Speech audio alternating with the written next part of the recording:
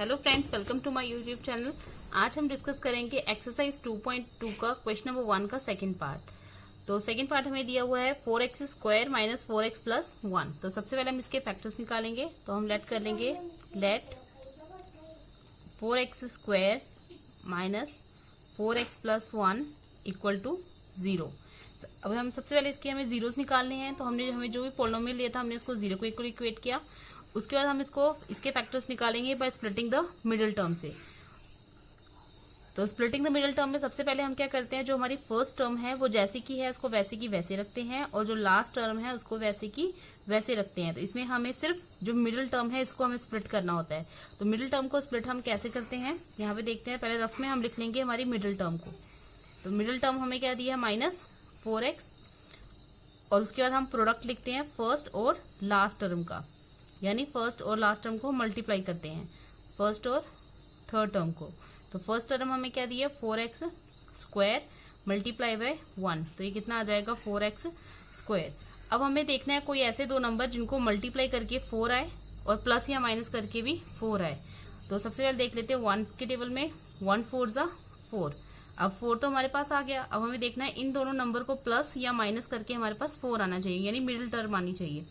तो अगर मैं 4 और 1 को प्लस करती हूँ तो मेरे पास कितना आता है 5। तो मैं ये ले नहीं सकती। अगर मैं माइनस करती हूँ तो 4 और 1 करके कितना आएगा, 4 में से 1 गए 3। तो मुझे तो 4 चाहिए, तो इसलिए हम ये वाले फैक्टर्स नहीं लेंगे। फिर दूसरा देखेंगे 4 किसके टेबल में आता है 2 के टेबल में। 2 2 जा 4। तो यहाँ पे मल्टीप्लाई करके हमारे पास 4 आ रहा है। अब इन दोनों को प्लस या माइनस करके हमारे पास 4 आना चाहिए। तो अगर हम इन दोनों को प्लस करते हैं 2 और 2 प्लस कितना हो जाएगा 4, और मल्टीप्लाई करके भी कितना आ रहा है 4। इसका मतलब मैं ये दोनों फैक्टर्स जो है वो ले सकती हूँ। तो माइनस 4x को मैं लिख सकती हूँ माइनस 2x माइनस 2x, यानी ये दोनों फैक्टर्स मैंने ले लिए। उसके बाद हमने इन दोनों में से कॉमन निकालना है, और इन दोनों में से कॉमन क्या आएगा हमारे पास 2 आएगा कॉमन, और x। तो अंदर क्या बचेगा 2 2 जा 4। एक x हमने बाहर निकाल दिया, अंदर कितने बच गए 1x, और ये पूरा 2x जो है बाहर आ गया। तो यहाँ पे जहाँ पे कुछ भी नहीं बचा वहां पे क्या बचेगा हमारे पास 1।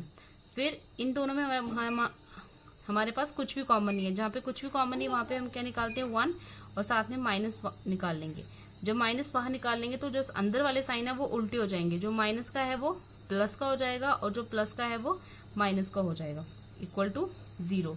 उसके बाद हमें ध्यान रखना है कि ये जो ब्रैकेट के अंदर हमारी टर्म आती है ये दोनों टर्म्स जो है वो सेम होनी चाहिए। अगर सेम नहीं है तो इसका मतलब हमारा क्वेश्चन कहीं गलत है। अब ये दोनों सेम है, इसका मतलब हम लोग ठीक जा रहे हैं।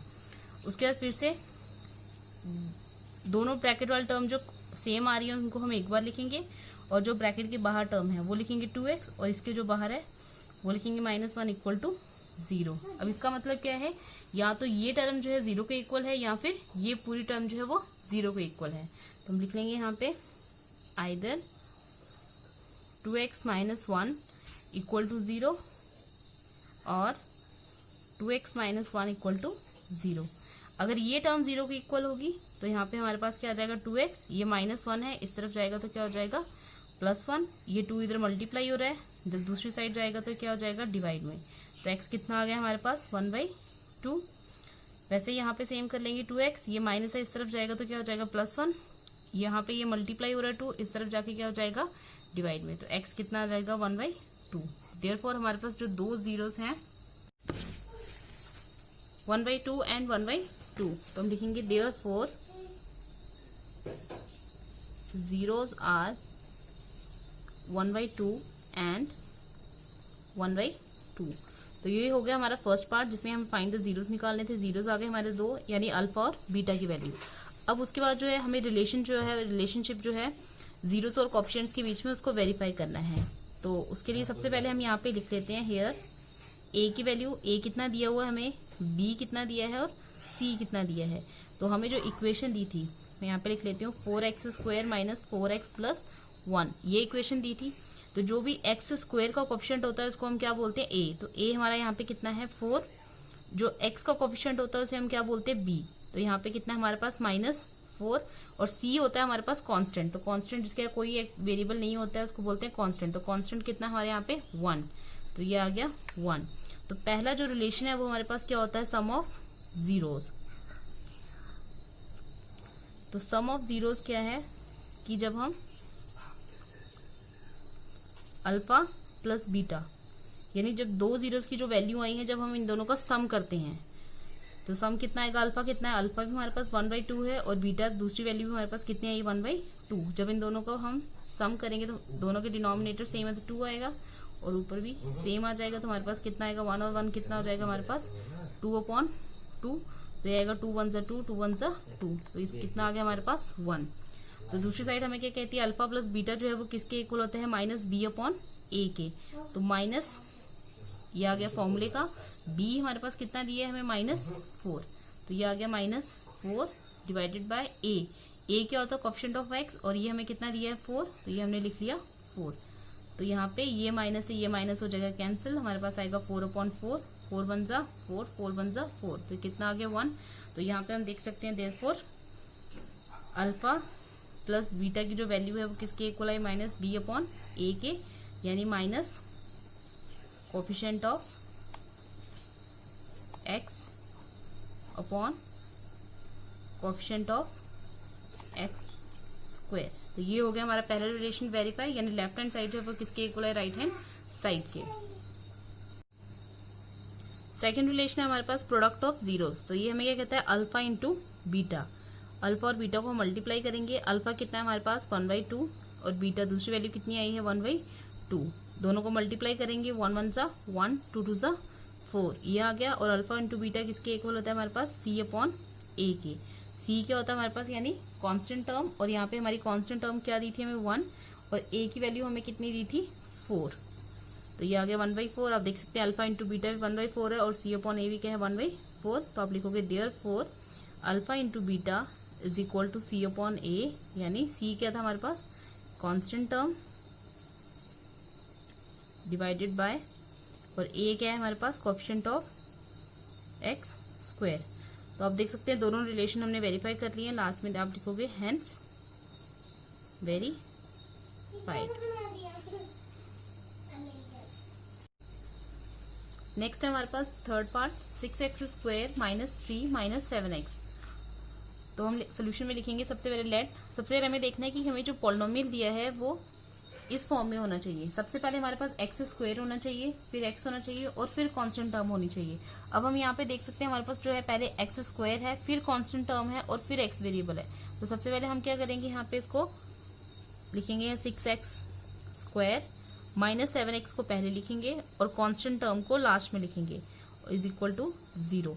अगर आप इस तरह से नहीं लिखोगे और इसी तरह से 3 को इधर ही रहने दोगे और 7x को इधर ही रहने दोगे, अगर स्प्लिटिंग करोगे तो आपका क्वेश्चन आंसर जो है वो गलत आएगा।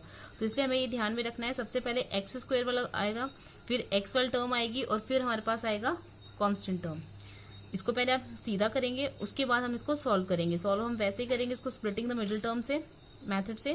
तो सबसे पहले फर्स्ट टर्म जो है हम वैसे की वैसे लिखेंगे 6x स्क्वायर और लास्ट वाली टर्म भी वैसे की वैसे लिखेंगे। हमें स्प्लिट किसको करना है, सेंटर वाली टर्म को। तो वैसे जैसे हमने पहले किया पीछे, मिडिल टर्म को हम लिख लेंगे पहले। मिडिल टर्म हमें क्या दी है -7x और फर्स्ट और लास्ट टर्म हमें दी हुई है, इन दोनों का प्रोडक्ट ले लेंगे।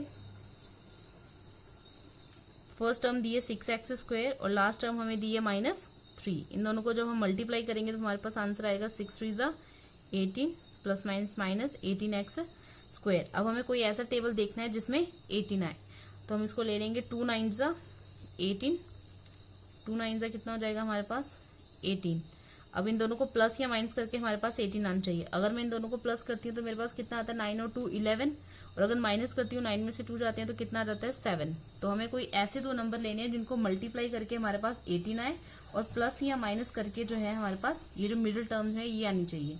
तो 2 और 9 को जब मैं माइनस करती हूँ 9 में से 2 गए तो कितना जाता है 7 और मल्टीप्लाई करके कितना आता है 18। तो इसका मतलब -7x को तोड़ के लिख सकती हूँ -9x प्लस 2x। ये मैंने -7x को इस तरह से तोड़ के लिख दिया। उसके बाद सेकंड स्टेप में हमने क्या करना है, इन पहली और सेकंड टर्म में से कॉमन निकालने हैं और इन दोनों में से कॉमन। तो इन दोनों में से कॉमन क्या आएगा 3, यहाँ पे आ जाएगा 3x, दोनों में से कॉमन आ जाएगा 3 2 6, एक x हमने बाहर निकाल दिया तो यहाँ पे 1x बचेगा, -3 3 9, x हमने पहले बाहर निकाल दिया तो ये आ गया 2x -3। अब इन दोनों में से हमारे पास कुछ भी कॉमन नहीं है, जिसमें कुछ भी कॉमन नहीं होता उसमें हम क्या कॉमन निकालते हैं 1। तो इसमें से 1 हमारे पास कॉमन आ गया, तो बाहर क्या बच गया 2x माइनस 3 ब्रैकेट के अंदर इक्वल टू 0। अब ये जो ब्रैकेट के अंदर टर्म आ रही है दोनों हमारी सेम है, इसका मतलब हमारा क्वेश्चन जो है वो ठीक जा रहा है। उसके बाद जो ब्रैकेट में टर्म सेम आ रही है उसको हम एक बार लिखेंगे 2x माइनस 3, और जो ब्रैकेट के बाहर टर्म्स है वो लिख लेंगे, यहाँ पे आ जाएगा 3x, और इसके आगे कोई साइन नहीं है तो मतलब क्या है प्लस 1 इक्वल टू 0। तो इसका मतलब या तो ये टर्म 0 के इक्वल है या फिर ये टर्म 0 के इक्वल है। तो हम लिख लेंगे either 2x minus 3 equal to 0 और 3x प्लस 1 इक्वल टू 0। तो अगर ये टर्म 0 के इक्वल जाएगी तो 2x इक्वल टू, ये माइनस इस साइड जाएगा तो क्या हो जाएगा प्लस का, x इक्वल टू ये मल्टीप्लाई इधर आके क्या हो जाएगा डिवाइड का, तो x कितना आ गया हमारे पास 3/2। वैसे इस साइड कर लेंगे 3x इक्वल टू ये प्लस सा इस साइड जाएगा तो क्या होगा -1, ये इधर मल्टीप्लाई हो रहा है इधर जाके क्या हो जाएगा डिवाइड, तो x कितना आ गया -1/3। तो ये आ गए हमारे दो जीरोस की value 3/2 and -1/3। Zeros are 3/2 and -1/3। उसके हमें रिलेशन जो है उनको वेरीफाई करना है, तो उसके लिए सबसे पहले हम लिख लेंगे here a equal to B equal to C equal to. तो मैंने रफ में ये इक्वेशन लिख ली है। ये हमें गिवन पॉलिनोमियल हमें दिया हुआ है, तो a की वैल्यू हमारे पास क्या होती है, जो भी एक्स स्क्वायर का कोएफिशिएंट होता है, यानी जो भी एक्स स्क्वायर के आगे जो भी वैल्यू होती है उसे हम क्या बोलते हैं a। उसके बाद जो भी x के साथ जो भी वैल्यू अटैच होती है उसे हम क्या बोलते हैं v, और जिसके साथ कोई x कोई वेरिएबल अटैच नहीं होता है उसको हम क्या बोलते हैं कांस्टेंट यानी c। तो यहाँ पे a हमारे पास कितना दिया हुआ है हमें 6, तो हम यहाँ पे लिख लेते हैं 6। b हमें यहाँ पे कितना दिया हुआ -7, तो हम लिख सकते हैं -7। c हमें कितना दिया है यहाँ पे -3, तो यहाँ पे कितना आ जाएगा -3। ये सारी वैल्यूज लिखने के बाद हम ये जो रिलेशन है इसको वेरीफाई करते हैं। सबसे पहले रिलेशन हमारे पास होता है सम ऑफ जीरोस। तो सम ऑफ जीरोस का क्या होता है अल्फा प्लस बीटा।